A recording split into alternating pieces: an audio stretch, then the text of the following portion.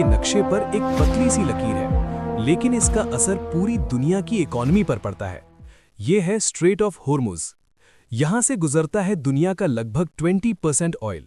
सोचो, तुम सुबह उठते हो, फोन चेक करते हो, सब नॉर्मल है, लेकिन सिर्फ 6 घंटे बाद पेट्रोल पंप्स खाली, flights cancel, stock market crash. और रीजन? एक छोटा सा समुद्री रास्ता, स्ट्रेट ऑफ हॉर्मुज, बंद हो चुका है। ये कहानी है उस जगह की जहां से दुनिया चलती है, और अगर ये रुक जाए तो दुनिया रुक जाती है। जब हुर्मुज सिर्फ एक रास्ता नहीं, एक खजाना था। 17वीं सेंचुरी अरब और पर्शियन ट्रेडर्स यहां से गुजरते थे। मसाले, सोना, कपड़ा सब इसी रास्ते से जाता था। हुर्मुज के पास एक शहर भी था जो दुनिया के सबसे अमीर ट्रेड सेंटर्स में से एक माना जाता था। लेकिन समंदर कभी किसी का नहीं होता।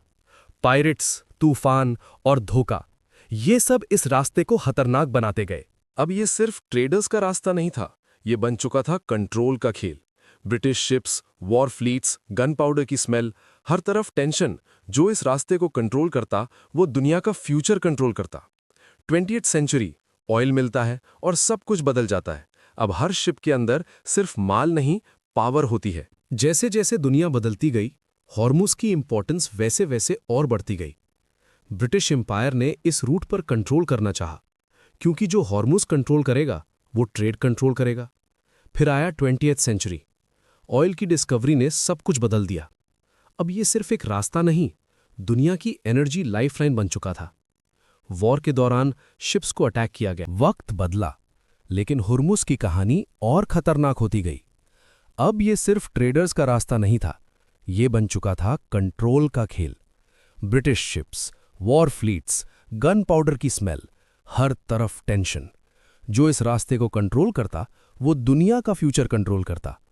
20वीं सेंचुरी, ऑयल मिलता है और सब कुछ बदल जाता है। अब हर शिप के अंदर सिर्फ माल नहीं, पावर होती है।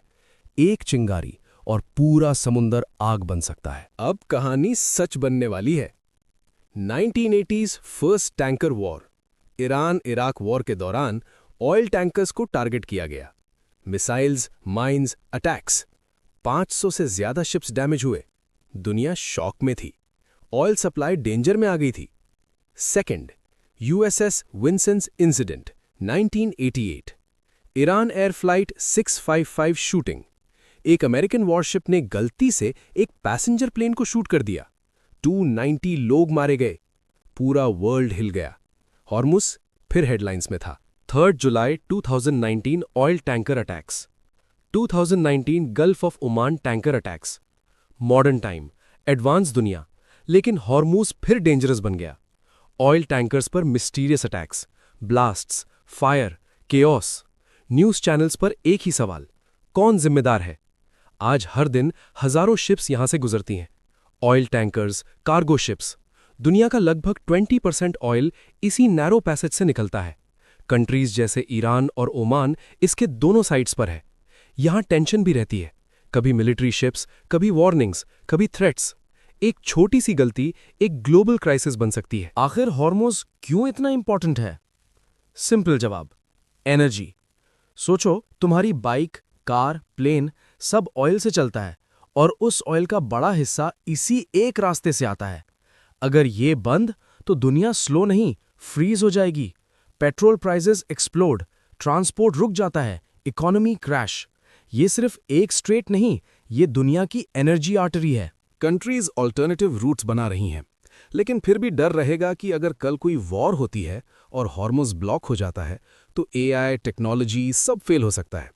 एक एक्सपर्ट ने कहा था, अगर हॉर्मुज बंद हुआ तो दुनिया 1970s के ऑयल क्राइसिस से भी बड़ा शॉक देखेगी। फ्यूचर में ड्रोन्स, साइबर अटैक्स और अंडर वाटर वॉरफेयर, हॉर्मुज एक बैटलफील्ड बन सकता है। स्ट्रेट ऑफ हॉर्मुज, ये सिर्फ पानी का रास्ता नहीं, ये दुनिया की सांसों का रास्ता है।